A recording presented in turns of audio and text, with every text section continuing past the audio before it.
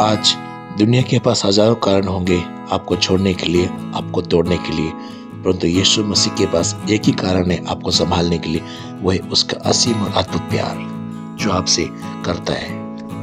हमारी इच्छाओं से ज्यादा सुंदर परमेश्वर की बनाई हुई योजना होती है। बस तुम भरोसा रखो, वो तुम्हें कभी हारने नहीं देगा। जो योजनाएं परमेश्वर के आगे रखकर बनाई जाती है ना, वो सफल जरूर होती है। यदि कई बार आपको लगता है कि परमेश्वर आपसे बात नहीं करता है, तो निराश ना हो, बल्कि परमेश्वर के पवित्र वचन जो आपके हाथों में बाइबल, उसको पढ़े, क्योंकि परमेश्वर अपनी हर बात को बाइबल में लिखा हुआ है। याद रखिए प्रभु के प्रिय लोगों, जब आप प्रार्थना करते हैं तो आप बात करते हैं परमेश्वर से, लेकिन जब आप बाइबल पढ़ते तो परमेश्वर बात करता है आपसे। कि जिंदगी में कुछ सही नहीं हो रहा है तो प्रार्थना करें, अगर फिर भी कुछ नहीं बदल रहा है तो और प्रार्थना करें। और जब भी परमेश्वर आपको कुछ निर्देश देता है तो उन निर्देशों का पालन करें, आज्ञा माने। उसके पीछे एक बढ़ोतरी, एक आपके लिए आशीष छुपी होती है। चाहे वो निर्देश मानते हुए आपको कुछ समझ में ना आए, पर वो मानिए, क्योंकि बीज बोते वक्त फल नजर नहीं आता है, बीज बोने के बाद फल नजर आएगा। इसलिए जो परमेश्वर बोलता है वो कीजिए, और उसका आशीष बरकत आपको बाद में नजर जरूर आएगा। क्योंकि याद रखिए, परमेश्वर जो कुछ भी करता है या हमसे करने को कहता है, वह हमारे लाभ के लिए। वो ऐसा परमेश्वर नहीं जो हमेशा हमसे लेता है, बल्कि वह हमेशा देता है। यदि वह कुछ लेता है तो वह केवल इसलिए ताकि वो आपको बेहतर और बेहतर दे सके और आपकी जिंदगी में बेहतर कार्य कर सके।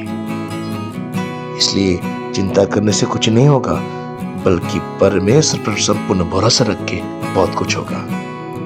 हमेशा ध्यान रखिएगा, चिंता करने से कुछ भी तो नहीं बदलेगा, लेकिन प्रार्थना करने से, विश्वास करने से, बाइबल पढ़ने से बहुत कुछ बदल जाएगा।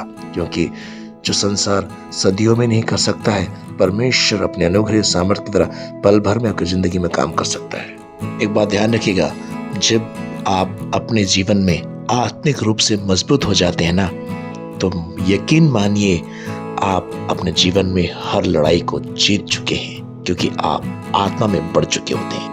क्योंकि जीवन की कोई भी युद्ध जीतने के लिए ना अनुभव नहीं, बल्कि परमेश्वर के सामर्थ्य, उसका अनुग्रह का होना जरूरी है आपके साथ। आपकी जिंदगी में पहाड़ जैसे समस्या को मिटाने के लिए एक छोटा विश्वास काफी है। पर ध्यान रखिए, वही विश्वास जब कम हो जाता है तो हमें मिटाने के लिए एक छोटा सा पत्थर काफी है।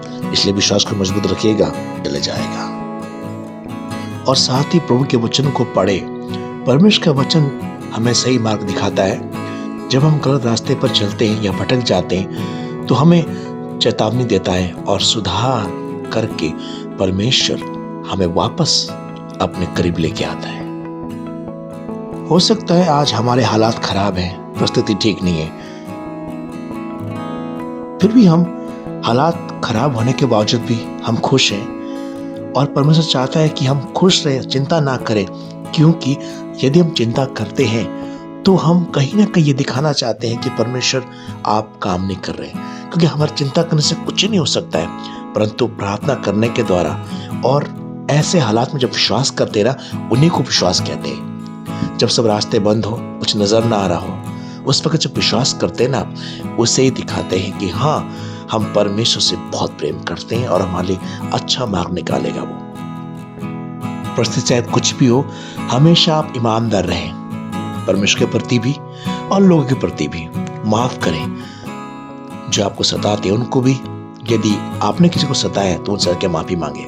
दयालु बने, अपना जो वादा है वो हमेशा पूरा करें, कड़ी मेहनत करें, धन्यवादी रहें और कभी हार ना माने, क्योंकि हमारे यीशु मसीह ने हमें जीतना सिखाया है। और इस प्रार्थना को कर सकते हैं। प्रिय परमेश्वर, मैं आपसे विनती करता हूँ कि जब मैं कमजोर हूं तो आप मुझे शक्ति दें, जब मैं दुखी हूं तो मुझे आप सहारा दें, जब मैं गिरूं तो मुझे उठाएं, मुझे धीरज रखना आप सिखाएं, समय का इंतजार करना सिखाएं। और प्रभु, मुझे तैयार करें हर परिस्थिति में आपकी तरफ देखने के लिए। कृपया मुझे शक्ति दे, सामर्थ्य कि मैं शत्रुओं को माफ करूं, दुश्मनों के लिए मैं प्रार्थना करूं। और प्रभु, मैं किसी पर बोझ ना बनने पाऊं। इन हाथों में इतनी ताकत, सामर्थ्य कि परमेश्वर ने हाथों के द्वारा मैं औरों की जरूरत को पूरा करने पाऊं। परमेश्वर, मुझ पर कृपा करना, अनुग्रह करना कि आपके साथ मैं वफादार रहूं। और जो लोग आपने मुझे दिए हैं, चाहे वो चरकपासवान हो, चाहे वो बिलीवर हो, चाहे मेरा परिवार हो, चाहे काम करने वाली जगह हो, हर जगह पर मैं ईमानदारी के साथ प्रभु आपको महिमा देने पाऊँ। क्योंकि परमेश्वर आपने मुझे एक उद्देश्य के साथ, एक योजना के साथ आपने रखा है। कितने लोग चले गए दुनिया छोड़ के, यदि आपने मुझे अब तक जिंदा रखा है तो कहीं ना कहीं परमेश्वर एक आपकी अद्भुत योजना के तहत अभी मैं जिंदा हूँ, जो आपने मेरे लिए खासकर स्पेशल बना रखा है, ताकि आपकी महिमा मेरे जीवन से होता रहे। और प्रभु मैं विश्वास करता हूँ कि आप मेरे लिए उज्जवल भविष्य को लेके आ रहे हैं। आमीन।